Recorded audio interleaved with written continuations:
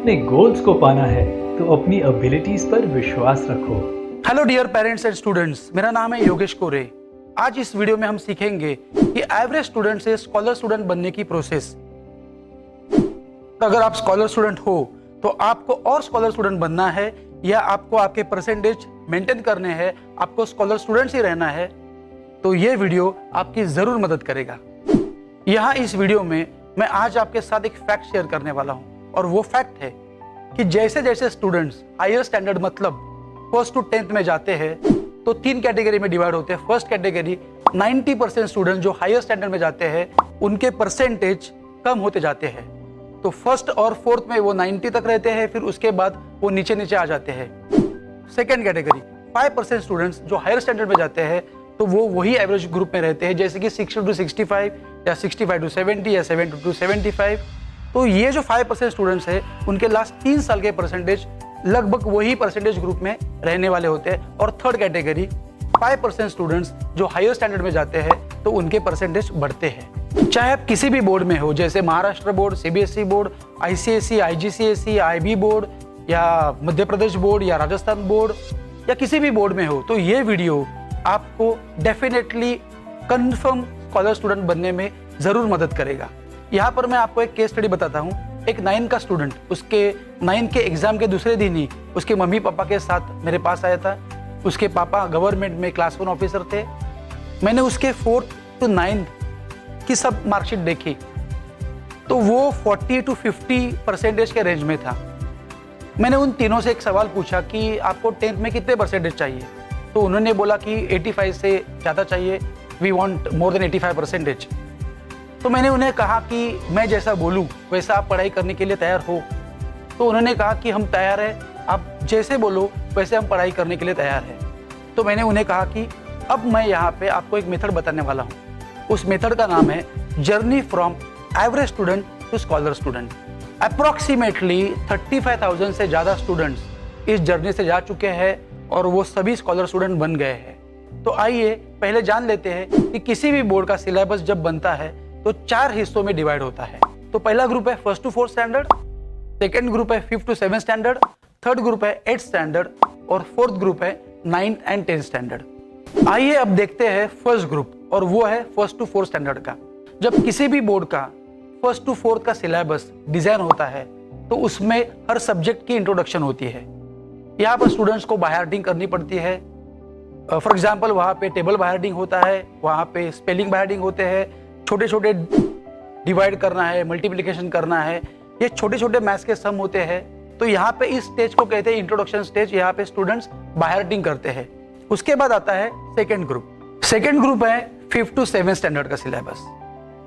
जब 5th to 7th standard का syllabus design होता है तो उसे बेसिक कंसेप्ट सिलेबस कहते हैं। मतलब मैथ्स में सब फॉर्मूले होते हैं, लैंग्वेजेस में टेंसेस होते हैं, ग्रामर होता है, साइंस में भी सभी बेसिक कॉन्सेप्ट होती है, जैसे कि what is atom. For example science में क्या है, व्हाट इज एटम। फिर एटम अगर मुझे समझ में आया तो फिर 8, 9, 10 में कंस्ट्रक्शन ऑफ एटम रहता है।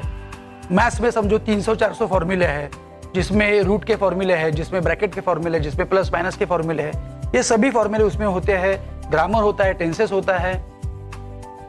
और इसके बाद 8, 9, 10 में उस बेसिक कंसेप्ट के ऊपर जो टफ क्वेश्चन आते हैं उसका सिलेबस होता है और उसके ऊपर टफ क्वेश्चन उन्हें पूछे जाते हैं। यहाँ पर स्टूडेंट्स को 1st to 4th के स्टडी मेथड मतलब बाय हार्टिंग की हैबिट हो सकती है, क्योंकि 1st to 4th में वो लोग बाय हार्टिंग करते हैं। यहाँ पे मतलब 5th to 7th में उन्हें बाय हार्टिंग की जरूरत नहीं होती है, उन्हें अंडरस्टैंडिंग की जरूरत होती है। तो जिस स्टूडेंट्स के परसेंटेज नीचे आ जाते हैं वो 5th to 7th में अंडरस्टैंडिंग करते नहीं है, बेसिक कॉन्सेप्ट समझ में नहीं लेते हैं और वो रट्टा मारते हैं या बाय हार्टिंग करते हैं। तो यहीं पे प्रॉब्लम शुरू हो जाती है। अगर यहाँ पे स्टूडेंट्स को 5th to 7th के बेसिक कंसेप्ट ही बराबर नहीं समझी है तो 8th, 9th और 10th में उसे कुछ भी नहीं समझेगा। उसके बाद आता है थर्ड ग्रुप। उसमें 5th to 7th में जो भी बेसिक कॉन्सेप्ट पढ़ी है उसका एप्लीकेशंस, और 9th और 10th में जो भी पढ़ना है उसका बेसिक इसमें आता है। तो 8 अगर आपको पावरफुल करना है तो आपको 5th और 7th की बेसिक कंसेप्ट का अंडरस्टैंडिंग बराबर से होना बहुत ज़रूरी होता है। अब आता है फोर्थ ग्रुप, वो है 9th और 10th। यहाँ पर 5th to 8 में जो भी बेसिक कंसेप्ट पढ़ी है उसका एप्लीकेशन मतलब उसका उपयोग करना बहुत ज़रूरी होता है। तो मैंने उन पेरेंट्स को कहा था कि आपके लड़के को 4th to 9th में अप्रॉक्सीमेटली 40 to 50% मिलते हैं। अगर आपके लड़के के बेसिक कंसेप्ट ही अच्छे नहीं है तो आप उसे 10th में भेजोगे तो सिर्फ उसे हर लेसन में से या हर सब्जेक्ट में से 5 to 10% ही समझ में आएगा। तो यहाँ पे मैंने उन्हें एक एग्जांपल दिया कि एक स्टूडेंट है जिसे 1st to 4th में समझो 95-96% मिलते हैं, वो स्कॉलर स्टूडेंट है, और उसे 4th के बाद सीधा 6th में या 7th में बिठाया, उसको 5th में बिठाया ही नहीं या उसको 6th में बिठाया ही नहीं। तो अगर वो 6 या 7 में जाएगा 4th के बाद, ना 5th ना 6th, तो अगर वो 7th में जाता है या अगर वो 6th में जाता है, अगर वो 5th पढ़ा ही नहीं है तो उसे 6th में या 7th में अच्छे परसेंटेज मिल सकते हैं। क्या वो 6th में स्कॉलर स्टूडेंट हो सकता है? तो जवाब मिलेगा कि नहीं, क्योंकि अगर उसने 5th का कुछ भी नहीं पढ़ा है तो वो 6th या 7th में उसे कुछ भी नहीं समझेगा। वैसे ही आपका लड़का 5th to 9th में जब भी आया है तो वो 40 to 50% के रेंज में था। इसका मतलब है कि उसे हर स्टैंडर्ड में 50 to 60% नहीं समझा है और वो 50 to 60% बिना अंडरस्टैंडिंग के 9th में आया है। तो मैंने उन्हें एक सजेशन दिया कि हम एक प्राइवेट ट्यूटर ढूंढते हैं जो उसे 5th का सब सिलेबस, मतलब मैथ्स, साइंस और लैंग्वेजेस सब पढ़ाएंगे। उसकी हम लोग रिवीजन करवा लेंगे, उसकी एग्ज़ाम लेंगे। तो 5th का सिलेबस पढ़ाएंगे, 5th की रिवीजन लेंगे और 5th की एग्ज़ाम लेंगे, जिसमें उसे 95 to 96% मिलेंगे। फिर हम ये सोचेंगे, हम ये मानेंगे कि 5th में वो स्कॉलर स्टूडेंट बन गया है। फिर उसके बाद हम 6th का उससे पोर्शन पढ़ाएंगे, 6th की रिवीजन करवाएंगे, मैथ्स, साइंस और लैंग्वेजेस की, और रिवीजन करवाएंगे। फिर उसकी 6th में एग्ज़ाम लेंगे, फिर उसे 6th में 95 to 96% मिलने चाहिए या उसके ऊपर मिलने चाहिए।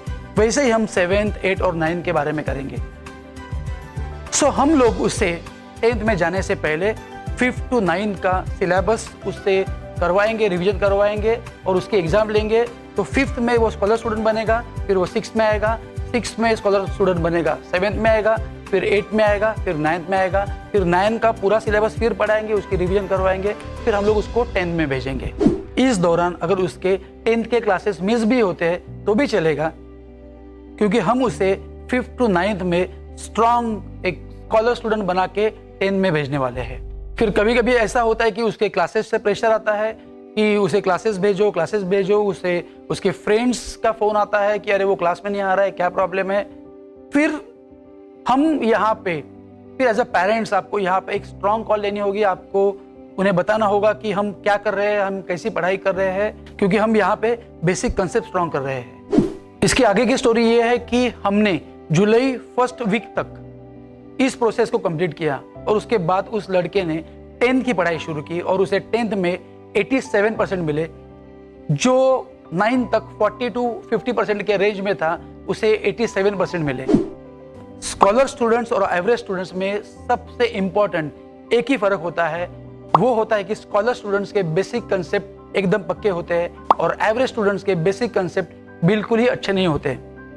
अगर आपको एवरेज स्टूडेंट से स्कॉलर स्टूडेंट बनना है तो मैंने ये जो प्रोसेस कही है, ये जो स्टोरी बोली है, वैसे ही आप घर पे एक प्राइवेट ट्यूटर रख के आप 5 to 7 के बेसिक कंसेप्ट पक्के कर सकते हो। अगर आपका स्टूडेंट 75 to 80% के रेंज में है या उससे भी नीचे है तो आपको बेसिक कंसेप्ट और स्ट्रॉन्ग करने होंगे, पक्के करने होंगे, जिससे आप एक स्कॉलर स्टूडेंट आसानी से बना सकते हो या बन सकते हो। Thank you very much. I wish you all the best.